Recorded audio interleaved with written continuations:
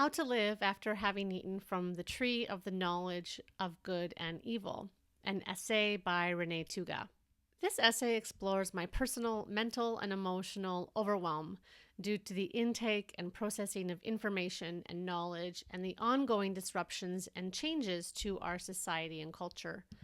Ultimately, I'm seeking to discover how I'm supposed to live open-hearted and open-minded while being committed to intellectual expansion. The ache, the grief, the worry, the fear, and the disorientation that comes with knowledge and change are hard to manage and or release. How do I navigate this, having lost my belief in a religious framework that provided answers and more specifically promises to guide me through this? How do I integrate what I know and am learning into who I am, how I want to live, and what I write? This essay is part of my attempt to find my way through. There are a lot of lenses through which to look at the world and our lives. There are as many lenses as there are people, as always. The words to follow are a peek through my lens at this moment. The Tree of the Knowledge of Good and Evil. Stories are how we make meaning of the world. Stories are how we understand what's happening to us and in us. There are many such stories by which humans make sense of our individual and collective experiences. These stories change through time and cultural context. This is one story. Although we are in a time of the collapse of Judeo-Christian stories being the meaning-making stories of the culture, Western culture is still infused with the residual effects of being built on Judeo-Christian belief. This particular story holds meaning for me because of the broader culture I grew up in. But more than that, Bible stories remain salient for me because I grew up steeped in them, not as abstractions upon which the cultural canon was built, but as actual truth. These are the stories of not just my cultural heritage, but also my familial heritage. In this way, they remain my meaning-making stories. The story goes like this. In the beginning, humans lived in a garden. It was beautiful and well provisioned with everything we needed.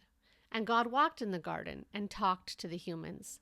We could eat from any tree in that garden, but God warned us against eating from the tree of the knowledge of good and evil because we would die if we did. Things were good for a while, but we were tempted by a serpent to eat from that tree anyway, to become wise, knowing good from evil. We ate from that tree. All of a sudden, we recognized our nakedness, having not been aware of it before. We grew afraid of God, walking through the garden, and turned on each other. She made me do it. The serpent made me do it.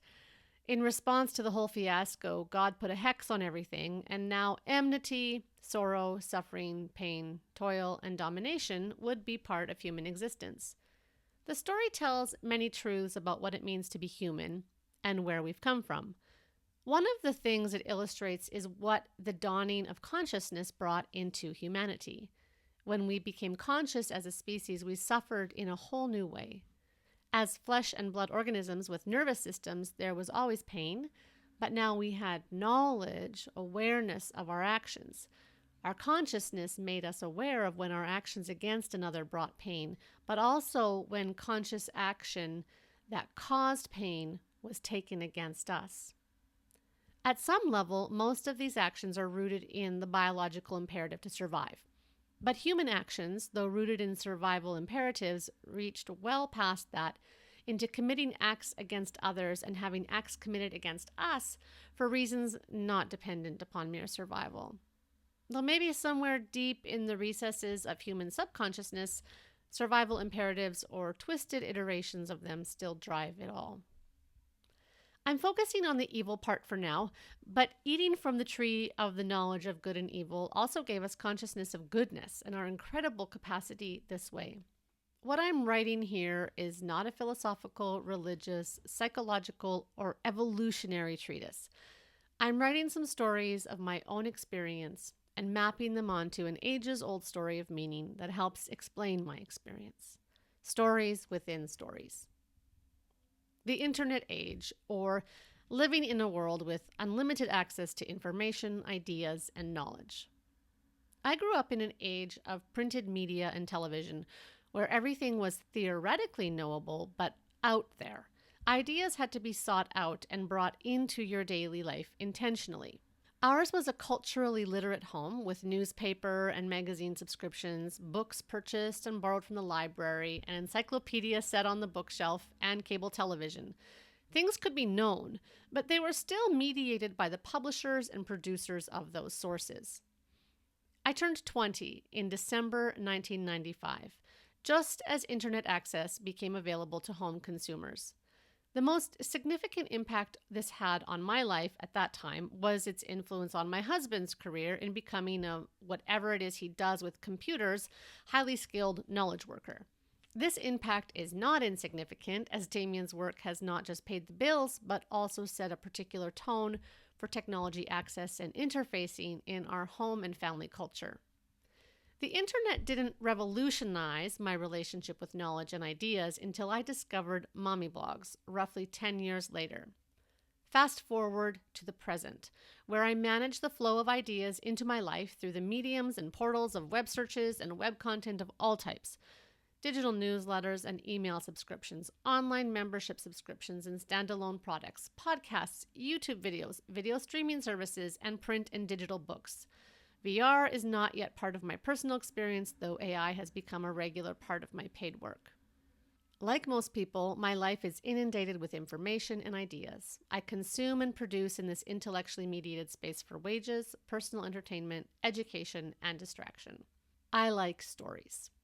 I've always been a reader. Despite my teenage extroversion, I was the 16-year-old at the sleepovers who by 10 p.m.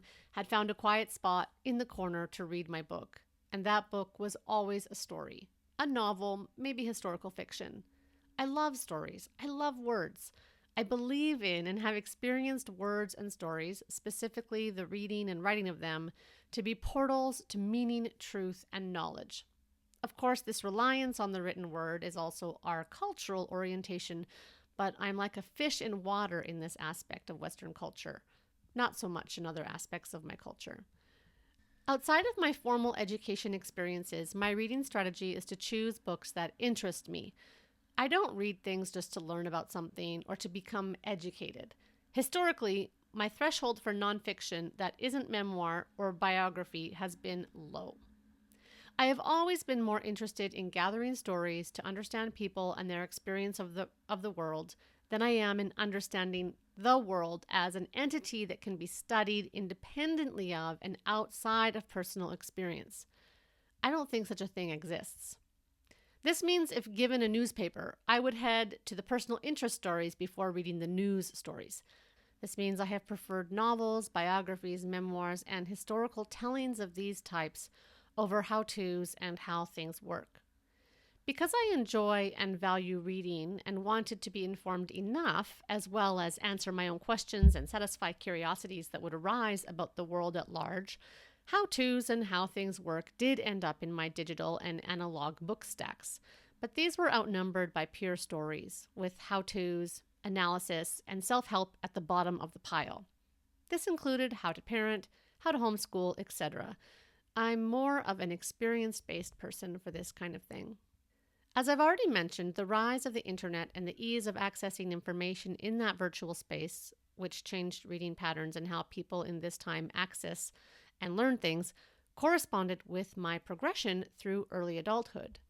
You didn't have to borrow books from the library to learn about subject X. Knowing that information about subject X and everything beyond was a click away made acquiring this knowledge through the tedious process of securing and reading subject matter-based books unnecessary. A desire for simplicity and the cost of knowing. For most of my adult life, my reading choices have been motivated by my love for stories and my desire to escape my own mind, place, and situation to enter somewhere else.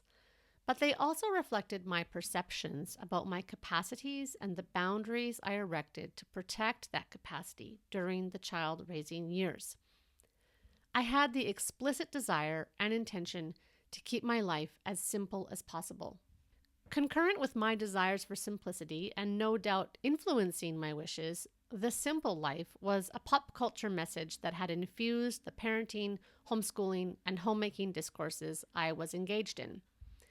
It pains me now to think how the pop culture's simple living discourses of the aughts provided so little analysis and critique of the underlying economic and political conditions and systems motivating or forcing so many people to want to live differently. Influenced as they were by the writings of Wendell Berry, Bill McKibben, and others, it was unfortunate that as the ideas became popularized in certain circles, they lost their philosophical and sociological roots and became focused on individual choice and action. In my life, to keep things simple, there were things I'd rather not know. I didn't want to know what would grieve me to know, but that I could do nothing about. What good is knowledge upon which you can't act? But also, I didn't always want to know about the things that I could do something about because I have a finite capacity and scope for what I can change in my individual habits and actions in my particular context. There are limits to the changes or our responses to input that individuals can make because of their finite capacities and the circumscription of what is possible in their particular context. You cannot do everything. You cannot change everything. We don't have the resources, energy, time, or capital of all sorts to act in all areas. We all live in the intersection of a personal Venn diagram of what's possible for us in a world where so many things scream out for our attention and action. In recognizing my capacity and the limits of what I can do, I have exercised caution in what I know. A statement like this seems like an affront in the age in which we live, where we are bombarded with things to know for well-intended reasons. Our actions are needed to change the world, to end all the isms and change the human behaviors that harm each other and the planet. There is a strong current of belief that knowledge or knowing is the answer to our social, political, economic, ecological, and spiritual problems. If people just knew more, knew better, knew the truth. And this belief drives our collective desire to educate, inform, and proselytize one another. I reject this belief based on lots of life experience and my own observations of supposedly learned and educated people. Knowledge alone is not the answer. Knowledge without ethics or a moral compass, specifically without love, is just like St. Paul says it is, a noisy gong or clanging cymbal. Sounds like the information overload of our age. Knowledge requires action. I mean action in the broadest sense. Everything we encounter as organisms requires something of us, and our brains do a fantastic job of sifting, sorting, and rejecting the barrage of stimuli we encounter. But as conscious beings, we must make additional judgments, many of them ethical or moral, on an unending stream of information. And I'm not talking about the internet. The natural world alone communicates unremitting data.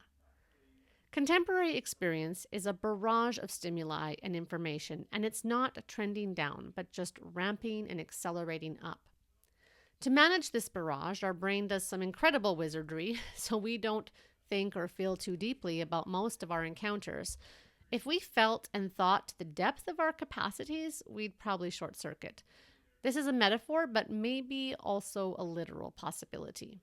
Personal experience tells me that the relationship between the external stimuli and the internal response, and then outward action, in other words, what gets in, the individual's ability to process it, and the impact that processing will have on behavior and external action, is incredibly variable, but also limited. My point is, we all respond differently to knowing things. We care about different things. We filter and process differently. We will be motivated to respond to knowledge in different ways. And not just because of upbringing or genetics, but because of some unique alchemy that makes you, you, and me. To ground this further, some of us will feel incredible burdens for specific causes and situations. Our hearts will break, our minds will be blown, and others will remain indifferent or unaffected and too busy. Or they have already reached capacity for what they can manage, given their own context. Some of us take particular actions that others can't or won't, and the complexity of why and how of all of this is beyond me to understand and articulate. But here's what I do know and what all this pseudo-psychology is trying to explain. I am mindful, cautious, circumspect about what I actively pursue to learn because I am aware of the cost of knowledge on my consciousness and my body. I have no idea what it's like to be you, but I know what it's like to be me. I can be deeply impacted emotionally, spiritually, and mentally by stimuli, and it is a self-protection mechanism to be circumspect. When I talk about my concerns with the personal cost of knowledge, I speak from the perspective of someone committed to learning and education. I speak as a university educated thinker. I speak as someone who has spent my whole adult life interested in theories, practices, and contexts of learning, as well as the ideas of what constitutes knowledge. Maybe all of that is the problem. I think too much, period. I don't usually consider myself an intuitive person. I lean hard into my thinking self to guide my actions, which probably explains the need to write this essay. However, during the course of this writing, I realize I may have shortchanged myself and the extent to which I actually do follow my intuitions. Given what I know now about my personality and my experience from the last few years, with trying to analyze and understand more deeply than I ever have the culture I live in, I might have intuited my need for the self-protection measures I took during the children's growing years. The emotional effort of raising children, at least me raising my children, necessitated circumspection and particular boundaries in my life. During those years, there was much that I actively learned about and took action on concerning children, family, education, home culture, and home practices. This included our diet and greener living practices. My learning influenced and galvanized a lot of actions for the things at hand. But I couldn't commit to stuff outside that, and I didn't try. I am mindful that the particularities of my context, including the cultural, spatial, and temporal moments I did or didn't belong to, enabled and facilitated selective naivete. I could choose not to know about things that were an unavoidable reality of someone else's existence. Social media has changed this for many of us, for better or worse. An example, and there is no safe place, but some are safer than others. I recall a specific memoir, biography, book genre that I couldn't handle reading while my children were growing up. The African Boy Soldier Stories. The horrors of the African nation's civil wars were undoubtedly in the news during the aughts, so it feels like there was a spate of those books, but maybe it was only one. I had conversations with my mom, who was reading those books, or just the one. She recommended it to me since I like memoirs. I told her I couldn't go there. This is another way of saying I can't deal emotionally, mentally, spiritually with that knowledge right now. There were a lot of places I couldn't go while raising, nurturing, loving, and educating my babies. It was too vulnerable. I didn't know how to know and hold all that while being present for 24/7 nurturing and tending. Homeschooling meant many years of full-time responsibility for my children. I was trying to protect myself and my children during their childhood from the horrors of the world. Quick aside. My quest to protect my children from life's horrors is another essay I've been writing on and off for years. It goes something like this. We try to protect our children in specific ways with excellent intentions. Protecting children and childhood is important, and all children deserve this. We can't protect children from the world because we live in the world, but we keep trying anyway, succeeding at some things and failing at others. And also, many children are completely unprotected. The end. You can see why working that one through to publishing is hard. To speak of protecting myself and my children from the horrors of the world makes me feel icky with privilege. The only reason I could remain both consciously ignorant, turning off or turning away from, or unconsciously unaware, not knowing to begin with, was because of economic, social, racial, and other privileges and fortunate situations. Born into a different skin, family, and a different place, I would have had no choice but to know and experience particular evils that the skin, family, time, and place I had been born into shielded me from. The kids grew up, came into consciousness, and ate from the tree of the knowledge of good and evil, as they must, like every human before them. An invitation to overwhelm going to grad school. What brought me to grad school is a drive and a desire to have a career, not just a series of jobs, but a trajectory for my post-child raising paid work aligned with my interests, skills, and experiences for this next stage of my life. But I also wanted to go to school because I love learning, for learning's sake. Only if I'm interested in the content. I have no desire to learn accounting, for example, for learning's sake. I'm in a program about education in the context of society. This subject is of deep interest to me, with high resonance and continuity with my work as a homeschool mother, my first career. To be studying like this is a dream for me, but also a nightmare.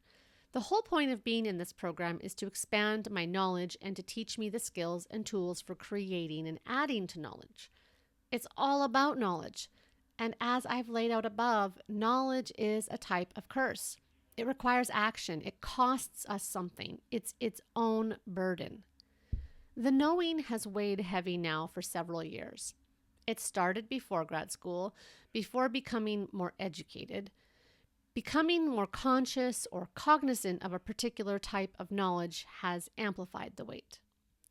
The weight has a wave pattern, rising and falling in intensity as a function of life circumstances, calendar season, and sometimes hormones. Riding the wave is the best course of action, and I've been learning how to do that now that I've identified the pattern. But even when riding those waves, as they reach land, I am prone to being sucked under the swell and tossed up onto the beach of life, bedraggled and gasping for breath. Knowing, has been like a wrecking ball against the cognitive and emotional structures I've built through the years to keep me and my family safe. The only reason those structures held is because of my good fortune and privilege that have insulated me from many things. I have lived a sheltered existence in a hard world, but a combination of external and internal changes has challenged me to look beyond those walls, to invite their dismantling when going to school, and to recognize their vulnerability under the assault of geoeconomic, sociopolitical, and ecological events. Eating from the tree of the knowledge of good and evil has been downright awful some days, the bitterest of fruits. And even when it isn't god-awful bitter, it's often hard to chew and swallow. Navigating knowledge in a post-truth world and a personally post-religious truth context. One of the reasons that this is so difficult is because in our postmodern period, all knowledge, ideas, facts, and truths are contested. There is no agreed upon authority or truth. These challenges to the concept of truth come from below and above. The disenfranchised and those silenced by whatever story is dominant at the time have always contested and resisted the narratives that arise from facts, knowledge, ideas, and truths advanced by those who seek and hold power over them. Often that resistance is underground and indiscernible, but it's there. Our unquenchable quest for freedom fuels this fire, even if it's just a low burn.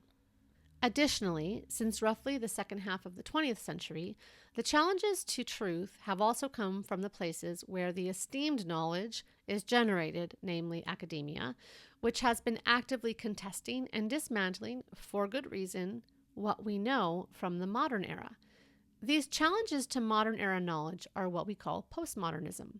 Universalism is the concept that a truth, idea, value, experience, or position is, can, or should be held by all. Because of the former contestations, the from the bottom descent, the universalisms of the modern era were never genuinely universal. And now, because of the latter, the top-down deconstruction and dismantling, universalism has no legs to stand on. We are culturally adrift, without a shared or universal story of meaning, a narrative we all believe. Some people are cognitively aware of this, others not so much, but we all feel it in the culture wars, polarized politics, and the social anxiety of our cultural crumble. I reiterate, there was no period in which we all truly believed in the same story. Still, there was the pretense of shared stories and theories, even though those narratives contributed to the erasure of particular voices and bodies. This is just one piece of knowledge that grad school has moved from the unconscious to the conscious. You don't have to go to grad school to learn this, it just happened to be part of my path. This particular awareness that we have no shared cultural mooring or meaning with which to navigate the increasingly complicated world we live in makes the rest of the facts that much more difficult to deal with, a situation only amplified by our media and social media landscape. This is why so many opinions, perspectives, and viewpoints exist around controversial topics. The solution seems clear as day to the people on side A, but is seen completely differently by side B, and through another lens entirely by sides C, D, and E. Individually, how do we sort this out? Collectively, how do we sort this out? It makes increasing sense to me why people are tribal and want to hang out with people like them, who think like them, who create, share, and understand the same kinds of knowledge. I know it, but I don't think it's humanity's path forward for human flourishing. How do we bridge the divide of fundamentally different worldviews and perspectives? I don't know. The loss of my original religious mooring has absolutely contributed to the mental and emotional overwhelm of the last few years. I am a cautionary tale about the dangers of deconstruction. Don't do it, or you might end up like me. Losing my religion meant losing answers to these questions, losing certitude. Ironically, certainty is not actually faith, which is something I still have. Certitude and answers can be like the walls I've previously described, which keep coming down in my life. There is immense vulnerability here. No wonder we seek fortifications. The only way is through and forward. So many people feel overwhelmed by our times, facts, ideas, data, information, and knowledge. AI is only going to make this worse. I think part of that overwhelm is because we have to process and make decisions from all this information without the guidance of a manual or grand narrative of meaning or a "this is the way it is" shared story. To be sure, we use our own stories of meaning, context, and truths to process all that data, but in doing so, we all arrive at different places, amplifying the problem. I also believe we're overwhelmed by change and the constant economic, social, ecological, and political disruptions and crises. This is also going to get worse before it gets better, if it gets better. This is where faith comes into play, believing in a trajectory where it can improve and then taking action in that direction. I acknowledge that some voices argue there is a purely rational case to be made for positive trajectories, Pinker and others, so it needn't be a faith proposition, but for me it is. We must contend with the changes, the disruption, and the crumbling.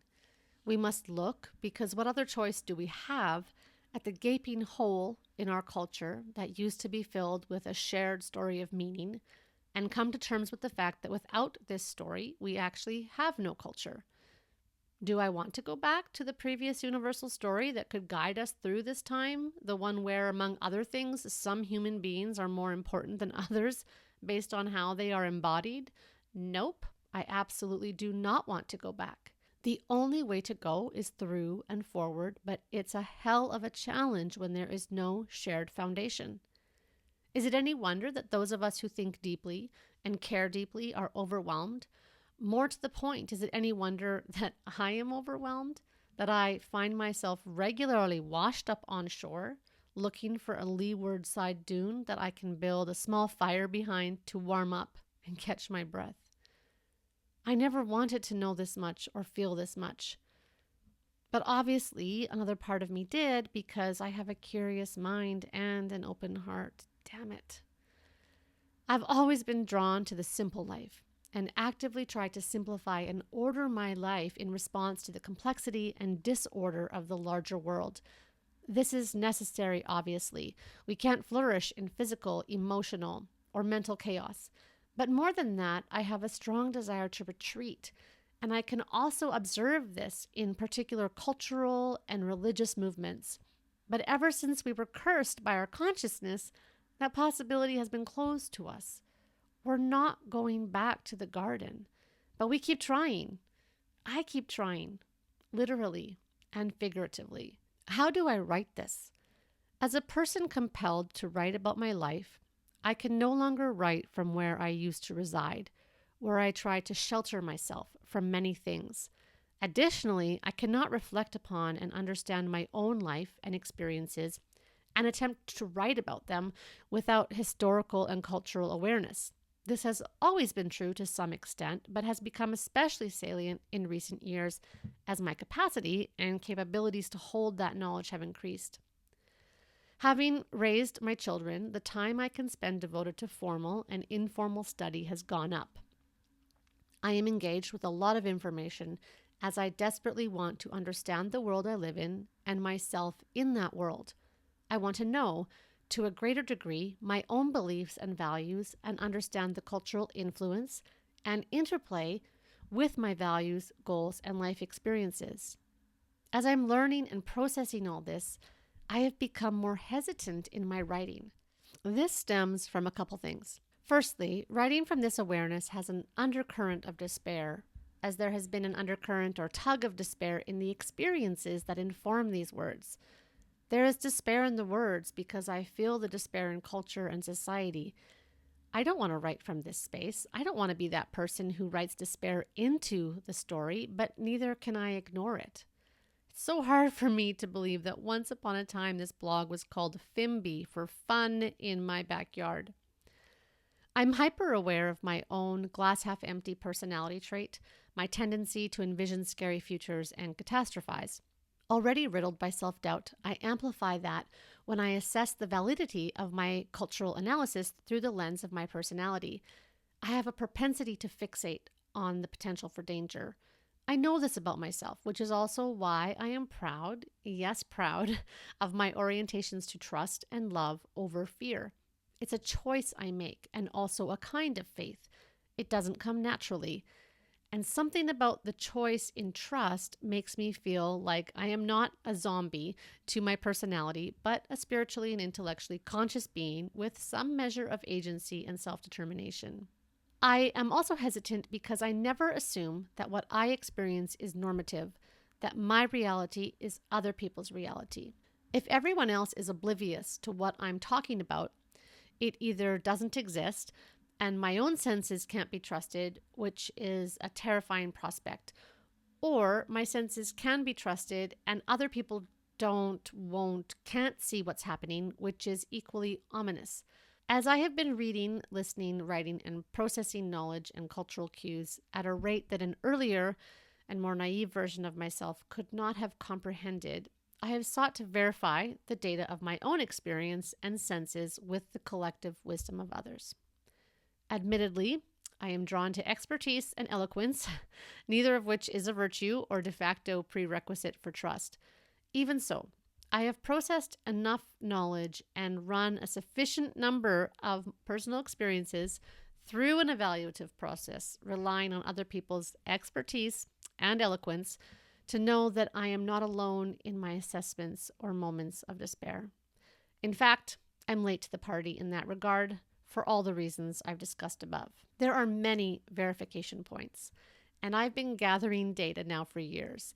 Keeping my confirmation bias in mind, I am convinced my sense of being overwhelmed over the last few years is not an isolated incident.